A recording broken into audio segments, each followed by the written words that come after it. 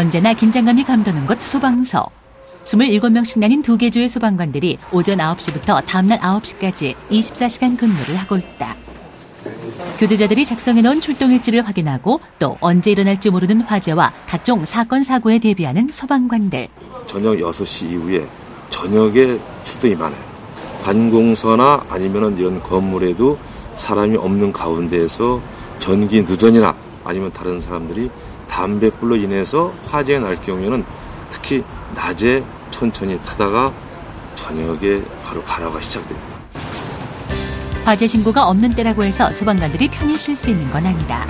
출동이 없는 사이사이에도 여러 가지 할 일들이 많다는데 화재나 사건, 사고 모두 언제 갑자기 일어날지 모르는 예측 불허의 일들. 성공적인 화재 진압이나 사고 처리를 위해 틈날 때마다 하는 소방장비들의 점검. 아무리 해도 과하지 않은 중요한 업무 중 하나라고. 또한 동네 구석구석과 건물들을 돌아다니며 소방시설이 제대로 설치되어 있는지 안전점검을 하고 주변에 위험한 요소들은 없는지 살펴보는 등 순찰활동도 한다. 이뿐만이 아니다. 시민들의 안전의식 확립을 위해 시청각 자료들을 이용한 계몽교육과 주기적인 소방훈련도 마련하고 있다고. 하지만 이렇게 많은 업무들 중에서도 가장 중요한 업무는 바로 불이 났을 때 화재 진압을 하는 것과 또 위험한 상황에서 인명을 구조하는 것이 이것이 가장 저희들의 중요한 업무가 아닌가 이렇게 생각이 듭니다. 그렇다. 소방관들의 주 업무는 급박한 상황에 처한 시민들이 부르는 곳, 그곳이 어디든 가장 먼저 달려가는 것.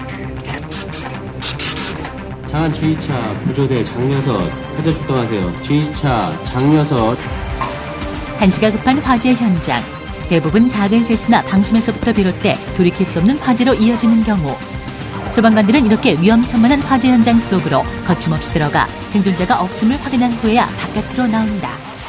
지하층인 경우에 시야 확보가 안 되고 또한 열기가 세기 때문에 현장에서 작업하는 데 힘들고 또한 화재 규모가 클 경우에 2시간 이상, 3시간 오랫동안 작업하게 되는데 그럴 때는 체력적으로 저희도 힘든 경우가 많이 있습니다.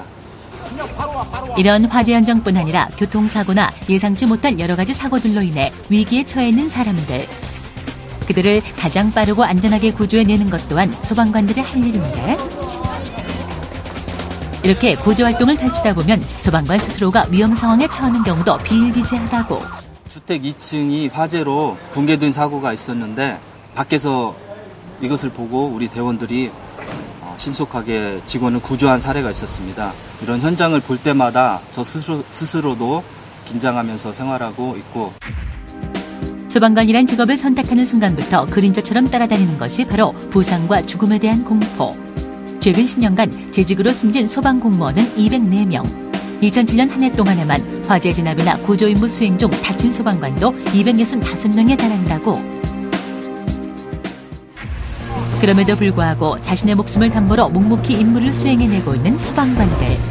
과연 그들의 소방관의 길로 이끈 매력은 무엇이었을까? 다른 사람들은 하기 힘든 화재 진압 현장에서 생명을 구하고 또 신속한 화재 진압으로 시민의 재산을 보호할 때 가장 큰 매력을 갖고 있습니다. 소방직 채용 시험 중 소방 분야는 1종 보통 이상의 운전면허 소지자, 구급 분야는 1급 응급구조사 자격증을 소지한 경력자만이 응시 가능하다고. 오직 사명감 하나로 위험지대를 뚫고 불길 속을 헤치는 소방관들. 이들의 용기와 열정은 세상의 모든 위험이 사라지고 사람들이 안전해지는 그날까지 계속될 것이다.